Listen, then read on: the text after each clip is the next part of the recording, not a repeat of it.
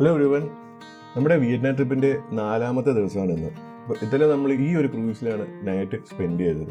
അപ്പോൾ നല്ലൊരു ഉറക്കമൊക്കെ കഴിഞ്ഞ് രാവിലെ എഴുന്നേറ്റപ്പോൾ കാണുന്നതാണ് ഈ ഒരു സൺറൈസ്. നല്ല മനോഹരമായിട്ടുള്ളൊരു സൺറൈസ്.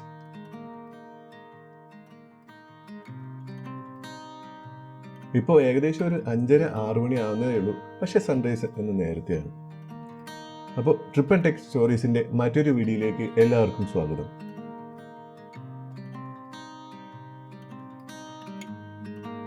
അപ്പോൾ ഈ സൺറൈസ് കണ്ടുകൊണ്ടിരുന്ന നമ്മുടെ പരിപാടികളൊന്നും നടക്കില്ല. അപ്പോൾ നമുക്കിന്ന് കുറച്ച് പരിപാടികളുണ്ട്. മെയിനായിട്ട് നമ്മളിന്ന് ഇവിടെ നിന്ന് ചെക്കൗട്ട് ചെയ്യും.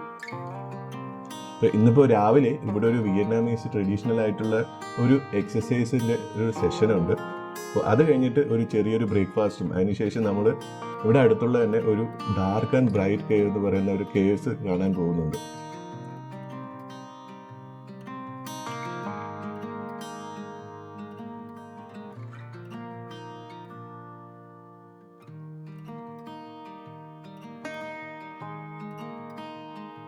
ഇന്നലെ നമ്മൾ രാത്രി കണ്ട എല്ലാ ബോട്ടും ഇവിടെ തന്നെ കിടപ്പുണ്ട്.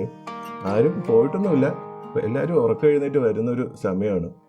അപ്പോൾ നമുക്ക് കറക്റ്റ് സൺറൈസ് ഒന്നും കിട്ടിയില്ല, പക്ഷെ എന്നാലും ആ ഒരു ഭാഗത്തു നിന്നാണ് സൺറൈസ് വരുന്നത്. ഇത് ഇവിടെ തന്നെ ഒരു ഫേമസ് ആയിട്ടുള്ള ഒരു സ്വീറ്റാണ്. അപ്പോൾ ഈ സ്വീറ്റ് ക്രൂയിസുകാർ എല്ലാ റൂമിലും വെച്ചിട്ടുണ്ട്.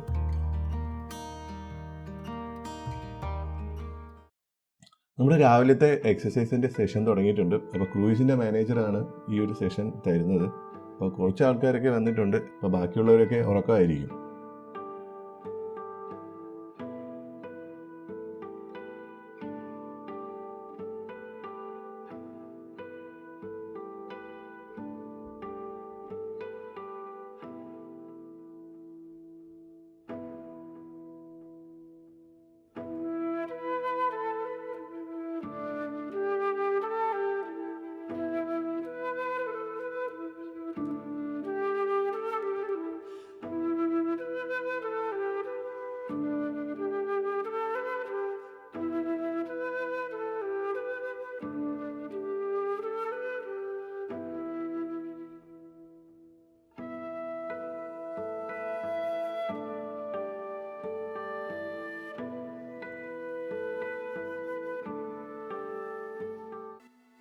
ഇതാണ് ഇന്നലത്തെ നമ്മുടെ ബ്രേക്ക്ഫാസ്റ്റ്. ഒരു ലൈറ്റായിട്ടുള്ള ഒരു ബ്രേക്ക്ഫാസ്റ്റ് ഉണ്ട്. ഞാനൊരു കോഫിയും കുറച്ച് ബ്രെഡിൻ്റെയൊക്കെ ഐറ്റംസാണ് എടുത്തത്. നമ്മളിനിയിപ്പോൾ നേരെ കേവ്സ് കാണാനാണ് പോകുന്നത് കേട്ടോ. അപ്പോൾ എല്ലാവരും വന്നിട്ടുണ്ട് ഏകദേശം. അപ്പോൾ നമ്മുടെ ഈ ചെറിയ ബോട്ടിലാണ് അങ്ങോട്ട് പോകുന്നത്. ഇവിടെ നിന്ന് കുറച്ച് ദൂരം ഉണ്ടെന്നാണ് പറഞ്ഞത്. അപ്പോൾ നമ്മൾ നേരെ കേവ്സിലേക്ക് പോവില്ല. ഇവിടെ നിന്നൊരു ഡെസ്റ്റിനേഷൻ ഉണ്ട്. അതായത് നമ്മൾ ഇന്നലെ കയാക്കിംഗ് ഒക്കെ പോയതുപോലെ ഒരു ചെറിയൊരു വില്ലേജ് സെറ്റപ്പ് ഉണ്ട്. അപ്പോൾ അവിടെയാണ് നമ്മൾ ആദ്യം പോകുന്നത്. അവിടെ നിന്ന് നമ്മളൊരു ചെറിയ ബോട്ടിലാണ് അങ്ങോട്ട് പോകുന്നത്. കാരണം അങ്ങോട്ട് പോകാൻ അധികം ആഴമില്ലെന്നാണ് പറഞ്ഞത്. ഈ ഒരു വലിയ ബോട്ടൊന്നും അങ്ങോട്ട് പോകത്തില്ല. പിന്നെ ഇതൊരു എക്സ്പീരിയൻസ് ആണ്. അപ്പോൾ ആ ചെറിയ ബോട്ടൊക്കെ ഗവൺമെൻറ് അപ്രൂവ്ഡ് ആയിട്ടുള്ളതാണ്. അതായത് ടൂറിസം പ്രൊമോട്ട് ചെയ്യാൻ വേണ്ടിയിട്ടുള്ള രീതിയിലാണ് ഇതെല്ലാം അവർ ചെയ്തേക്കുന്നത്. ഒരു കുട്ടവഞ്ചി പോലത്തെ ഒരു ബോട്ടെന്നാണ് പറഞ്ഞത്. നല്ല രസമാണ് ആ ബോട്ടിലൊക്കെ പോകാൻ വേണ്ടിയിട്ട്.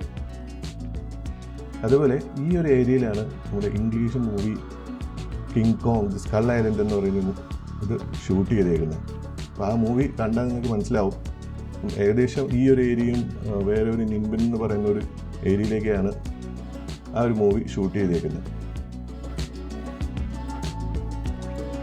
അപ്പോൾ നമ്മുടെ ഗൈഡ് പറയായിരുന്നു രാവിലെ പോയില്ല എന്നുണ്ടെങ്കിൽ കുറച്ച് കഴിയുമ്പോഴത്തേക്കും നല്ല തിരക്കാവും. കാരണം ഒരുപാട് ബോട്ടുകൾ വരുന്നുണ്ട്. അപ്പം തന്നെ ഏകദേശം 7 മണിയാവുന്നേ ഉള്ളൂ. അപ്പോൾ കുറച്ച് കഴിയുമ്പോഴത്തേക്കും ഒരുപാട് ബോട്ട് വരും. പിന്നെ നമ്മൾ ഒരുപാട് വെയിറ്റ് ചെയ്യേണ്ടി വരും. പ്രത്യേകിച്ച് ഈ ചെറിയ ബോട്ട് പതുക്കെയാണ് അങ്ങോട്ട് പോകുന്നതും. അപ്പോൾ അത് കുറച്ച് സമയം എടുക്കും പോയിട്ട് വരാൻ വേണ്ടിയിട്ട്. അപ്പോൾ അതിൻ്റെയൊക്കെ പേയ്മെൻറ്റ് ചെയ്യുന്നത് ഈ ക്രൂയിസുകാർ തന്നെയാണ്.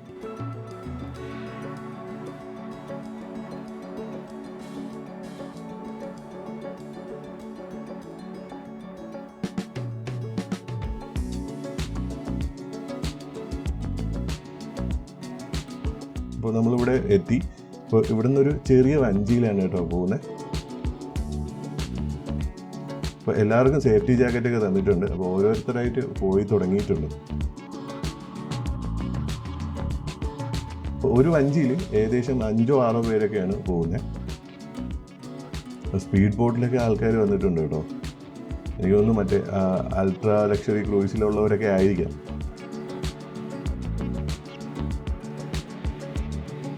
നമ്മളിപ്പോൾ ഈ ബോട്ടിലാണ് കയറുന്നത്.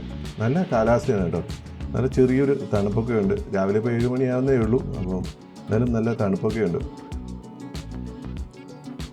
പിന്നെ ഈ ബോട്ട് ഇതിനു മുമ്പേയൊക്കെ തുഴഞ്ഞിരുന്നത് അവർ കൈ കൊണ്ടല്ല കേട്ടോ. ആദ്യം ഒന്ന് സ്റ്റാർട്ട് ചെയ്യാൻ വേണ്ടിയിട്ട് അവർ കൈ യൂസ് ചെയ്തിട്ട് പിന്നെ ഒരു സീറ്റിലിരുന്നിട്ട് അവരുടെ കാല് കൊണ്ടാണ് തുഴഞ്ഞുകൊണ്ടിരുന്നത്. പക്ഷേ അതെന്തോ ഗവൺമെൻറ് അങ്ങനെ ഉള്ള ഒരു സ്റ്റൈലിൽ തുഴയുന്നത് ബാൻ ചെയ്തു. എന്തുകൊണ്ടാണെന്ന് അറിയത്തില്ല. നല്ല രസമുണ്ട് കേട്ടോ ഈ വഞ്ചി തുഴയുന്നത് കാണാൻ വേണ്ടിയിട്ട്. ഈ വഞ്ചിൻ്റെ കൺസ്ട്രക്ഷൻ തന്നെ അടിപൊളിയാണ്. അതായത് താഴെ ഒരു കൈൻഡ് ഓഫ് കുട്ടവഞ്ചി, അപ്പോൾ അതിൻ്റെ മുകളിൽ കുറച്ച് പലക അടുക്കിയിട്ടുണ്ട്. അങ്ങനെയാണ് ഈ ഒരു ബോട്ടിൻ്റെ കൺസ്ട്രക്ഷൻ തന്നെ. ഈ ബേയിൽ കുറച്ച് കേവ്സൊക്കെ ഉണ്ട്. അത് നാച്ചുറലി ആയിട്ടുണ്ടായ കേവ്സുകളാണ് ഇതെല്ലാം. അപ്പോൾ ഇവിടെ നിന്ന് അങ്ങോട്ട് പോകാൻ വേണ്ടിയിട്ട് ഏകദേശം ഒരു 35-40 മിനിറ്റ് എടുക്കും അങ്ങോട്ട് പോയിട്ട് വരാൻ വേണ്ടിയിട്ട്. കാരണം പതുക്കെയല്ലേ തുഴയുന്നത്. അപ്പോൾ ആ ഒരു സൈഡിലും ഉണ്ട് ഒരു കേവ്. അപ്പോൾ ആ മലയിലൊക്കെ കുരങ്ങന്മാരുണ്ടെന്നാണ് പറഞ്ഞത്. ഈ കുരങ്ങന്മാരൊക്കെ ഇവിടെ എങ്ങനെ വന്നെന്ന് ചോദിച്ചാൽ ഒരു ഐഡിയ ഇല്ല. കാരണം ഇതെല്ലാം കടലിനകത്താണ്. പിന്നെ ഇതൊക്കെ എങ്ങനെയാണ് ഇവിടെ എത്തിയെന്ന് അറിയത്തില്ല. ഇവിടെയൊക്കെ വെള്ളത്തിൻ്റെ ആഴം നല്ലതുപോലെ കുറഞ്ഞു കേട്ടോ.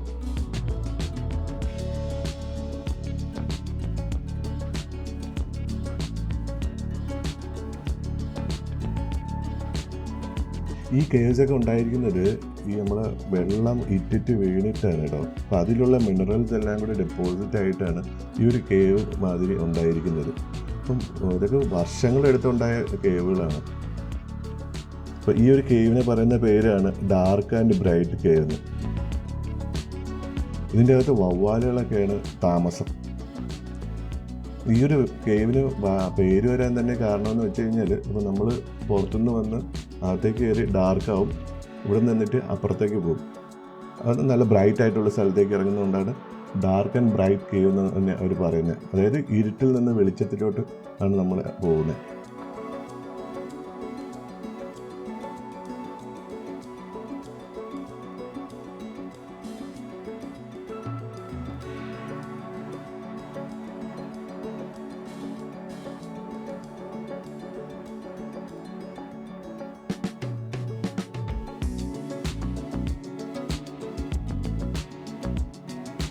ഇത് കൈൻഡ് ഓഫ് ഒരു താഴ്വര പോലെയാണ്.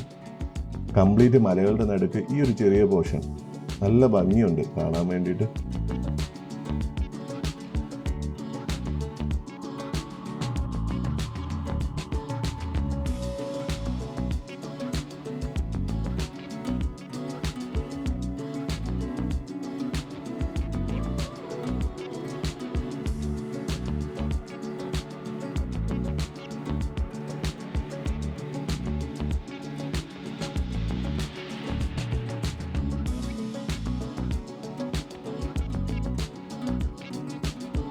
അപ്പോൾ നമ്മൾ കാഴ്ചകളൊക്കെ കണ്ടിട്ട് തിരിച്ച് ബോട്ടിലേക്ക് പോവുകയാണ്.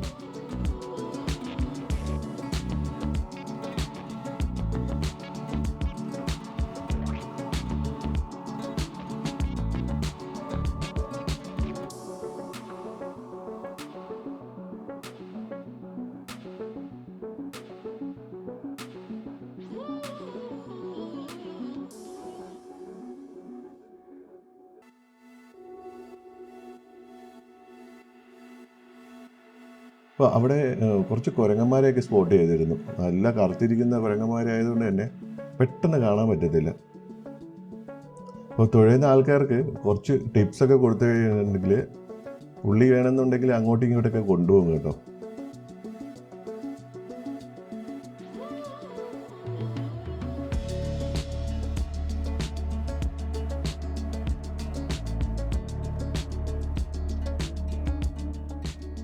ആ കാണുന്നതും ഒരു കേവ്സ് ആണ്. അപ്പോൾ കയാക്കിങ്ങിന് വന്നവരൊക്കെ ആ ഒരു സൈഡിലേക്ക് പോകുന്നുണ്ട്.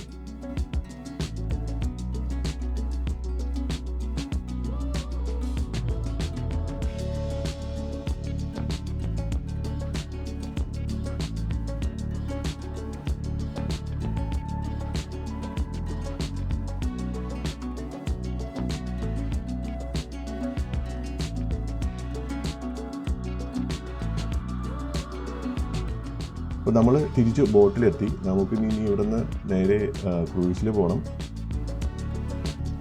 തിരിച്ച് പോയിട്ട് വേണം നമുക്ക് ചെക്ക് ഔട്ട് ചെയ്യാൻ വേണ്ടിയിട്ട്. അപ്പോൾ അതിൻ്റെ ഭാഗമായിട്ട് തന്നെ നമ്മുടെ ബാഗെല്ലാം എടുത്ത് നമ്മുടെ റൂമിൻ്റെ പുറത്ത് വയ്ക്കാൻ പറയുകയാണ് നമ്മുടെ ഗൈഡ്. അപ്പം കുറച്ച് ഇൻസ്ട്രക്ഷൻസ് ഒക്കെ തരികയാണ് എങ്ങനെയാണ് നമ്മളിപ്പോൾ പോയിട്ട് എന്തൊക്കെ ചെയ്യണമെന്നുള്ളത്. അപ്പോൾ ക്രൂസിൻ്റെ സ്റ്റാഫുകൾ തന്നെ നമ്മുടെ ലഗേജൊക്കെ എല്ലാം ബോട്ടിലോട്ട് ലോഡ് ചെയ്യും. പിന്നെ നമ്മുടെ ഫുഡെല്ലാം കഴിച്ചതിന് ശേഷം കുറച്ച് റെസ്റ്റ് എടുത്തതിന് ശേഷം നമ്മളിവിടുന്ന് ചെക്ക് ഔട്ട് ചെയ്യും. സോ നമ്മളിപ്പോൾ തിരിച്ച് നമ്മുടെ ക്രൂസിലെത്തി. ഒന്ന് ഫ്രഷായി നമ്മുടെ ലഗേജെല്ലാം എടുത്ത് ഇനിയിപ്പോൾ റൂമിന് പുറത്ത് വയ്ക്കണം. അപ്പോൾ ഞാൻ നിങ്ങൾക്ക് പോകുന്നതിന് മുമ്പ് രാവിലെയുള്ളൊരു വ്യൂ ഒക്കെ കാണിച്ചു തരാം.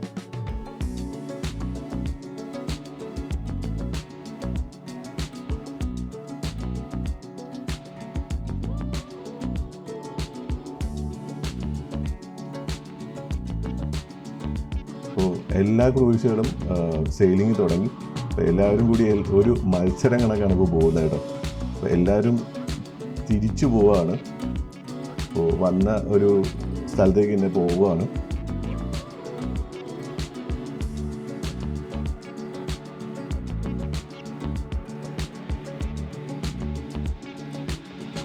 അപ്പോൾ നമ്മളിന്നലെ ക്യാപ്റ്റൻ്റെ റൂമൊന്നും കണ്ടില്ലല്ലോ. അപ്പോൾ ഇതിനകത്താണ് നമ്മുടെ ക്രൂസിൻ്റെ ക്യാപ്റ്റൻ ഇരിക്കുന്നത്.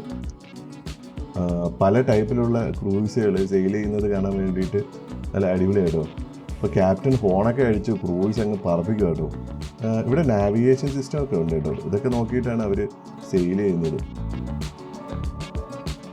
അപ്പോൾ ക്രൂസ് ഫുള്ളി കാണാൻ വേണ്ടിയിട്ട് ഇവിടെ CCTVൻ്റെ ഔട്ട്പുട്ടൊക്കെ വെച്ചിട്ടുണ്ട്. അതുപോലെ തന്നെ അവർക്ക് റെസ്റ്റ് എടുക്കാൻ വേണ്ടിയിട്ടുള്ള ഒരു ഏരിയയും ഇവിടെ സെറ്റ് ചെയ്ത് വെച്ചിട്ടുണ്ട്.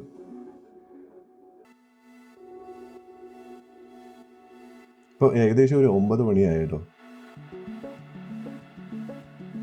അപ്പോൾ അങ്ങനെ നമ്മൾ നമ്മുടെ മനോഹരമായിട്ടുള്ള ഈ റൂമിൽ നിന്ന് ചെക്ക് ഔട്ട് ചെയ്യാണ്. നല്ലൊരു എക്സ്പീരിയൻസ് ആയിരുന്നു കേട്ടോ ഇവിടുത്തെ ഒരു സ്റ്റേ.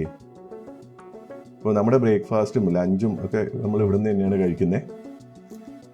ഇപ്പോൾ ക്രൂയിസ് ഹോൾട്ടായി. എനിക്ക് തോന്നുന്നു നമ്മളിപ്പോൾ കയറിയ സ്ഥലത്ത് തന്നെയാണ് ഇപ്പം നമ്മുടെ ഈ ക്രൂയിസ് കിടക്കുന്നത്. അപ്പോൾ ആ ക്രൂസിലുള്ള ആൾക്കാരെല്ലാം പോവുകയാണ്. അപ്പോൾ അവരെ സെൻഡ് ഓഫ് ചെയ്യാൻ വേണ്ടിയിട്ടാണ് അവിടുത്തെ ആ ക്രൂ മെമ്പേഴ്സ് എല്ലാവരും വന്നിരിക്കുന്നത്.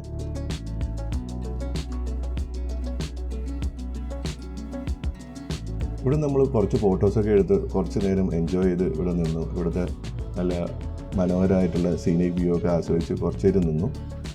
നല്ലൊരു അടിപൊളി എക്സ്പീരിയൻസ് ആയിരുന്നു. അപ്പോൾ നമുക്കും ഇവിടെ നിന്ന് പോകാനുള്ള സമയമായിരിക്കുകയാണ്. അപ്പോൾ ജീവിതത്തിൽ ഓർക്കാൻ പറ്റിയിട്ടുള്ള ഒരുപാട് നല്ല ഓർമ്മകളായിരുന്നു. ഒരു നല്ലൊരു എക്സ്പീരിയൻസ് ആയിരുന്നു ഈ ഒരു ക്രൂസിലെ യാത്ര. പ്രത്യേകിച്ചും നമ്മുടെ കായാക്കിങ്ങും അതുപോലെ തന്നെ കടലിൽ ചാടിയുള്ള കുളിയും നമ്മുടെ റൂമും എല്ലാം അതിമനോഹരമായിരുന്നു.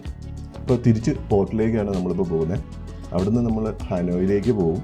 അപ്പോൾ അവിടുന്ന് നമ്മൾ അടുത്ത ഡെസ്റ്റിനേഷനിലേക്ക് പോകും. അപ്പോൾ ഫ്ലൈറ്റിലാണ് പോകുന്നത്. ദനാങ് എന്ന് പറയുന്ന സിറ്റിയിലേക്കാണ് പോകുന്നത്.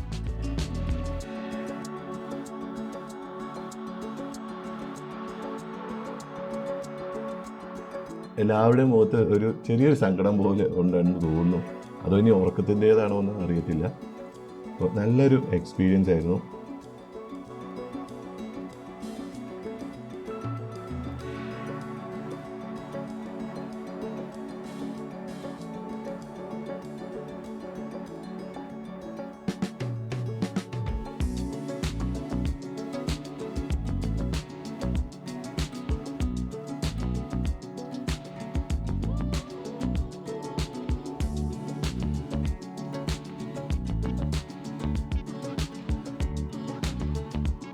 അപ്പോൾ നമ്മൾ ബസ്സിൽ കയറി. അപ്പോൾ ബസ്സിന് തിരിച്ച് ഹാനോയിലേക്കാണ് പോകുന്നത്. ഇന്നലെ വന്ന വഴി തന്നെയാണ് പോകുന്നത്.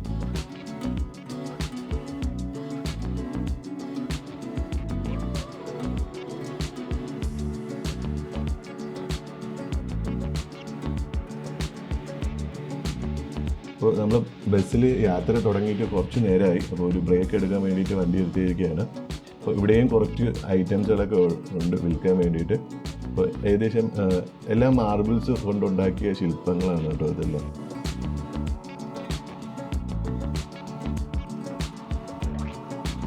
നമ്മളിപ്പോൾ ഏകദേശം ഹാനോയ് സിറ്റിയിൽ എത്താറായി.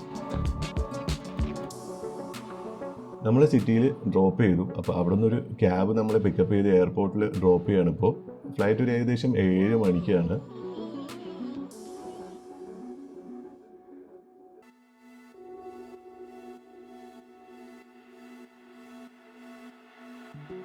അപ്പോൾ നമ്മൾ ചെക്ക് ഇൻ എല്ലാം ചെയ്ത് ഫ്ലൈറ്റിന് വേണ്ടിയിട്ട് ഇപ്പോൾ വെയിറ്റ് ചെയ്യാണ്. നമ്മുടെ ഫ്ലൈറ്റിൻ്റെ ടൈമായി. ഇപ്പോൾ ബോർഡിങ് തുടങ്ങി. ഇപ്പോൾ നമ്മൾ വന്ന വിയറ്റ്നാം എയർലൈൻസിൽ തന്നെയാണ് നമ്മളിപ്പോൾ അങ്ങോട്ടും പോകുന്നത്.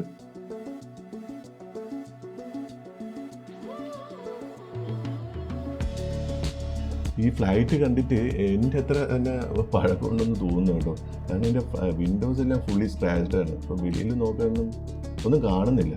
എന്തായാലും ഫ്ലൈറ്റ് പൊങ്ങുമ്പോൾ നമുക്ക് നോക്കാം. ചിലപ്പോൾ ലൈറ്റൊക്കെ ഓഫ് ആക്കുമ്പോഴത്തേക്കും പുറത്തേക്കുള്ള കാഴ്ചകൾ കാണാൻ പറ്റുമായിരിക്കും. നമ്മുടെ വിമാനം റൺവേയിൽ കൂടി ഓടിത്തുടങ്ങി. അപ്പോൾ നമ്മുടെ ഹനോയിലുള്ള യാത്രകളെല്ലാം കംപ്ലീറ്റ് ചെയ്ത് ഇനിയിപ്പോൾ നമ്മൾ അടുത്തൊരു ഡെസ്റ്റിനേഷനിലേക്ക് പോവുകയാണ്.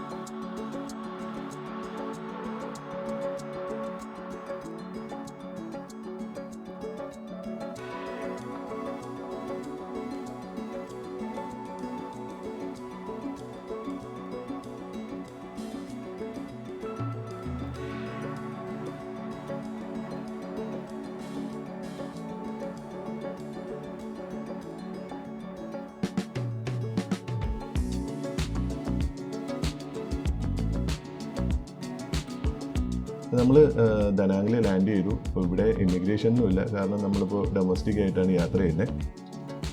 ഇനിയിപ്പോൾ ആകെ ഉള്ളൊരു കാര്യം എന്ന് വെച്ച് കഴിഞ്ഞാൽ നമുക്ക് ലഗേജ് കളക്ട് ചെയ്യണം. പിന്നെ പുറത്തിറങ്ങിയിട്ട് നമ്മളെ പിക്കപ്പ് ചെയ്യാൻ വന്നിരിക്കുന്ന ഡ്രൈവറെ വിളിക്കണം. കാരണം ക്യാബിൻ്റെ ഡീറ്റെയിൽസ് എല്ലാം അവർ നേരത്തെ തന്നിട്ടുണ്ട്. അപ്പം പുള്ളിയെ ഒന്ന് വിളിക്കണം. എന്നിട്ട് നേരെ നമുക്ക് നമ്മുടെ ഹോട്ടലിലേക്ക് പോകണം. ഇപ്പോൾ നല്ല വലിപ്പമുള്ളൊരു എയർപോർട്ടാണ്. ഹനോയിലെ എയർപോർട്ട് പോലെയല്ല. ഇതാണ് നമ്മൾ വന്നിറങ്ങിയ എയർപോർട്ടിൻ്റെ വെളിയിൽ നിന്നുള്ള ഒരു കാഴ്ച. ഇപ്പോൾ ഇവിടെ നിന്ന് ഹോട്ടലിലേക്ക് പോകണം. അപ്പോൾ നമ്മൾ നമ്മുടെ ക്യാബ് ഡ്രൈവറെ കണ്ടു. പുള്ളിക്കാരൻ നമ്മുടെ ഹോട്ടലിൽ ഡ്രോപ്പ് ചെയ്യുകയാണ്. അപ്പോൾ ഹോട്ടൽ അധികം ദൂരമൊന്നും ഇല്ല എന്നാണ് നമ്മൾ അറിഞ്ഞത്. ഏകദേശം ഒരു 5 കിലോമീറ്ററോ 6 കിലോമീറ്ററോ മാത്രമേ ഉള്ളൂ.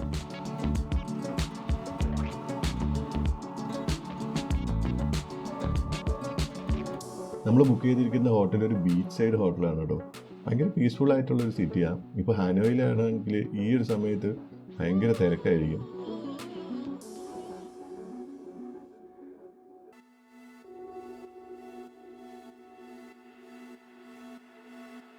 അപ്പോൾ നമ്മൾ നമ്മുടെ ഹോട്ടലിൽ എത്തിയിരിക്കുകയാണ്. ഇതാണ് ഹോട്ടൽ.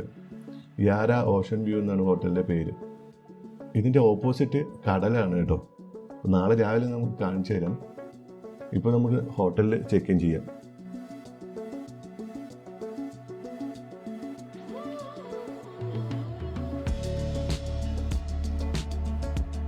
നമ്മൾ ഹോട്ടലിൽ ചെക്ക് ഇൻ ചെയ്തു റൂമിലേക്ക് പോവുകയാണ്.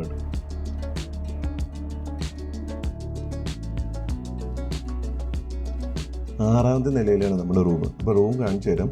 നല്ല നീറ്റ് ആൻഡ് ക്യൂട്ടായിട്ടുള്ളൊരു റൂമാണ്. നല്ല അടിപൊളിയായിട്ട് എല്ലാം വെച്ചിട്ടുണ്ട്. ടി വിയും ബാക്കിയുള്ള ഐറ്റംസുകളും എല്ലാം വെച്ചിട്ടുണ്ട്.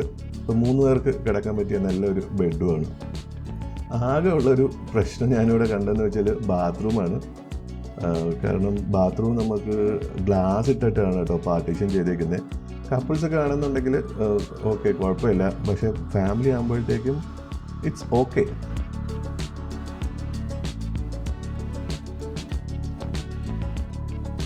അപ്പോൾ ഈ റൂമിൻ്റെ മെയിൻ ഹൈലൈറ്റ് എന്ന് പറയുന്നത് ഞാൻ ഇപ്പോൾ തുറക്കുമ്പോൾ ഉള്ള ഒരു വ്യൂ ആണ്. അപ്പോൾ നമ്മുടെ ബാൽക്കണിയിൽ നിന്ന് കഴിഞ്ഞാൽ നമുക്ക് കടൽ കാണാൻ പറ്റും. അപ്പോൾ രാത്രി ആയതുകൊണ്ട് നിങ്ങൾക്കിപ്പോൾ അധികം കാണാൻ പറ്റുന്നില്ലായിരിക്കും. പക്ഷേ എന്നാലും നിങ്ങൾക്കൊരു ചെറുതായിട്ടുള്ളൊരു വെള്ളം കണക്കുള്ള ലൈൻ കാണാൻ പറ്റുമെന്ന് വിചാരിക്കുന്നുണ്ട്. അപ്പോൾ ഈ ഒരു സ്ട്രീറ്റിനെ അവർ US എന്നൊക്കെ പോലെ ആണ് ചെയ്തിട്ടേക്കുന്നതെന്നാണ് പറയുന്നത്. നല്ല ഭംഗിയുണ്ട് ഇവിടെ ഒരു കാണാൻ വേണ്ടി. നല്ല നീറ്റ് ആൻഡ് ക്ലീൻ ആയിട്ടുള്ള ബീച്ചും ആണെന്നാണ് പറയുന്നത്. നാളെ നമുക്ക് ഇവിടെയൊക്കെ ഒന്ന് എക്സ്പ്ലോർ ചെയ്യാം. നമ്മൾ വന്നിറങ്ങിയപ്പോഴത്തേക്കും കുറച്ച് ലേറ്റായി. അപ്പോൾ ഫുഡൊന്നും കഴിച്ചില്ല. നമ്മൾ കുറച്ച് ദിവസമായി ഇന്ത്യൻ ഫുഡൊക്കെ കഴിച്ചിട്ട് ഒരു ഗൂഗിൾ മാപ്പ് നോക്കിയപ്പോഴത്തേക്കും ഇവിടെ അടുത്ത് തന്നെ ഒരു നല്ലൊരു റെസ്റ്റോറൻറ്റ് ഉണ്ടെന്ന് കാണിച്ചിരുന്നു. ഭോജൻ എന്നാണ് ഈ റെസ്റ്റോറൻറ്റിൻ്റെ പേര്.